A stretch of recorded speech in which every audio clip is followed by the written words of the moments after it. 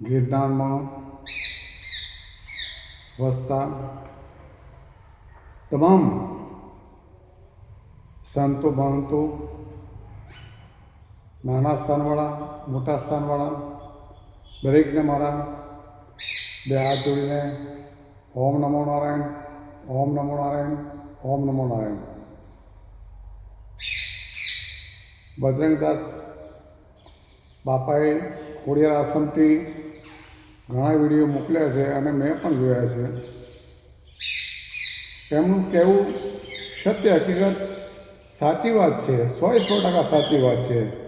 એમાં કોઈ બે મત નથી. પણ આજે ચાલે છે એ સાધુને શોભા આપે એવું નથી. માન્ય કલેક્ટર સાહેબને પણ વિનંતી કરું છું, માન્ય એસડીએમ સાહેબ, ગોયલ સાહેબ, પ્રાંત અધિકારી સાહેબ, આપને પણ વિનંતી કરું, મામલતદારશ્રીને વિનંતી કરું, તમામ અધિકારીઓને વિનંતી કરું, આ મહંત પદનો ઓર્ડર જેમ બને જેમ ભવનાથ મંદિરનો, અંબાજી મંદિરનો જેમ બને જેમ જલ્દી ઓર્ડર કાઢવા આપ સાહેબને અમે વારે વારે વિનંતી કરીએ. અત્યારે પણ બે હાથ જોડે વિનંતી કરીએ. અમે પણ ભાજપના જ છીએ, અમે વર્ષોથી ભાજપમાં છીએ. જ્યારે સોમનાથથી અડવાણીજીની રથયાત્રા ચાલી હતી, અમને સાથે હતો મુરલી મનોહર જોશી સાહેબ અને તમામ અધિકારીઓ મારી સાથે હતા. અને બાબરી મસ્જિદ ધવસ થઈ ત્યારે હું પણ ત્યાં મારી હાજરી હતી. અમે પહેલાં આગ્રાની જેલમાં રહ્યા, પછી એના પછી અમારી ધરપકડ થઈ, અમે ફૈજાબાદમાં રહ્યા. 3 મહિના અમે જેલમાં ત્યાં રહીને આવ્યા છું. તો અમે પણ ભાજપના જ છીએ, ભાજપને સાથે અમે છીએ જ. પણ અવારનવાર આ કોંગ્રેસમાંથી આવીને ભાજપનું બદનામ કરવાનું જે ષડયંત્ર ચાલે છે એ ખરેખર અમને બહુ દુઃખ થાય છે અને આવું ન થવું જોઈએ. અને વાત રહી ઇન્દ્ર ભારતી બાપુનું, હું તો ચોખ્ખી વાત કરું છું ને, હું ક્યાં ડરું છું ઇન્દ્ર ભારતી બાપુથી? હું તો કોઈથી ડરતો નથી. જેવી રીતે બજરંગદાસ બાપુ ડરતા નથી, એવી રીતે હું પણ કોઈથી ડરતો નથી. અને હું તો એક સાધુ છું, સંન્યાસી છું, નાગા સંન્યાસી છું. અને ડરવાની તો વાત જ નહીં રહી. જ્યારે આ ઇન્દ્ર ભારતી બાપુ અહીંયા આજે 2 આશ્રમ છે ભારતી બાપુના, વિશ્વંભર ભારતી બાપુ અને આ રુદ્રેશ્વર જાગીર. રુદ્રેશ્વર જાગીરમાં જે સંચાલન છે એ એસટીનની જે ફાઇલ ખુલી એના કરતાં પણ વધારે શોભાયમાન નથી.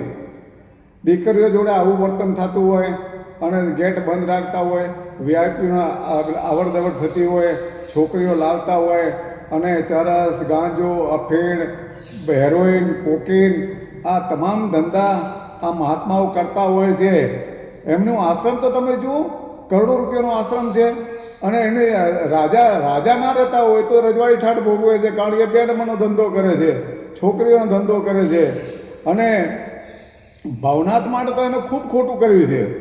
ભવનાથને પચાવી પાડવા માટે અનેક પ્રયત્ન એના કર્યા. અમારા ગુરુભાઈ રમેશગીરી બાપુ હતા, એમનું પણ મર્ડર કરવામાં એમનો હાથ છે. તો આ તો બધું ડેન્જર માણસો છે, ગુંડા તત્વો છે. અને એમને સરકારશ્રીને વિનંતી કરું, એમની સામે તમે કાયદેસરની કાર્યવાહી કરો અને જેલ ભેગા કરો અને સાધુમાંથી કપડાં ઉતારી નાખો એના. હવે હું વિશેષમાં કંઈ કહેવા માંગતો નથી, મારી વાણી વિરામ આપીશ.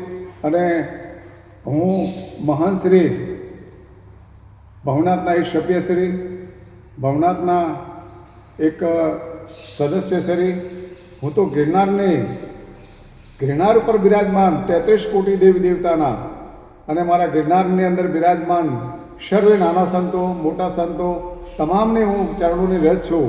હું આપણે ઓમ નમો નારાયણ, ઓમ નમો નારાયણ, ઓમ નમો નારાયણ કહીને મારી વાણી વિરામ આપીશ. કલેક્ટર સાહેબને ફરી વિનંતી કરું, જેમ બને જેમ જલ્દી ઓર્ડર કાઢો અને આ બધું તંત્ર છે તો ખાડે ન જાય. આપ પણ બદનામ થવો છો, આપનો અધિકારી પણ બદનામ થાય છે, સરકાર પણ બદનામ થાય છે. તો જેમ મળે જેમ જલ્દી વોટર કાઢો અને હવે પછી આવા બનાવ ન બને એ આપને હાથ જોડીને વિનંતી કરું. જય ગિરનારી, જય ગિરનારી, જય ગિરનારી.